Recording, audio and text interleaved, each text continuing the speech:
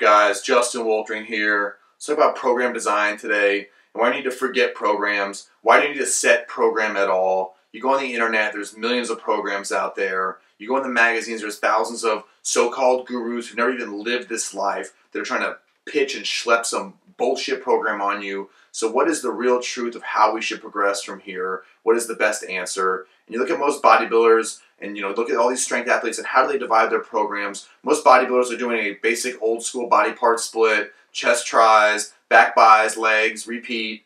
And then you have your powerlifters and strength athletes who are doing upper body, lower body, focusing on movement patterns for long-term progressions. And these people want to battle it out. You have your CrossFitters in there, your functional training athletes, and they're telling you, oh, this is the best way to train. Everyone is trying to prove they're the best. And there's not necessarily a best way to train. So that's the first thing to accept. It needs to stop all this bickering and battling and know that there is no number one rule of training and bodybuilding. That is the number one rule. There is no number one rule. You have to be intuitive. You have to listen to your awareness. You have to know what works best for your body. So when it comes to exercise selection, what's the answer here? And the answer is the old school basics, guys. It's no surprise if you follow my content. Your bench, your squat, your deadlift, all the old school hardcore movements you see a lot of guys avoiding, especially a lot of newbies in the gym. They want to come in, new bodybuilders, young guys that are looking pretty strong. They'll say, oh, I'm just focusing on my arms today, or I'm just doing this, or they're trying to get too fancy. They're not thinking about how they have to actually get stronger and move some real weight in the gym. So these exercises, and usually one or two of these exercises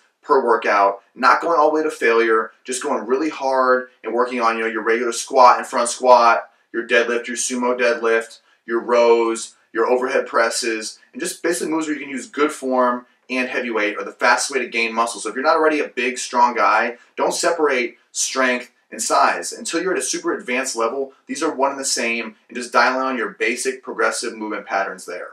Now, when it comes to sets, reps, and exercises, let's talk about sets. How many sets should you do, and what's the process with this here? And that basically you want to stick with probably sets of 4 to 6, 8 to 10, and 10 to 12. But all those grinding, maxed out sets that so many young guys do, this is not the best way to go about it. It taps into your work capacity, it taps into your recovery, and you're just not leaving enough in the tank for your next training session. So when frequency and work capacity and these factors get played into your training, what does this really mean? And that frequency is basically meaning that you can hit a muscle group more often. So if I train chest twice a week, I don't have to do as much in that one session. So it gives you the ability to break it up and kind of spread that training out a little more.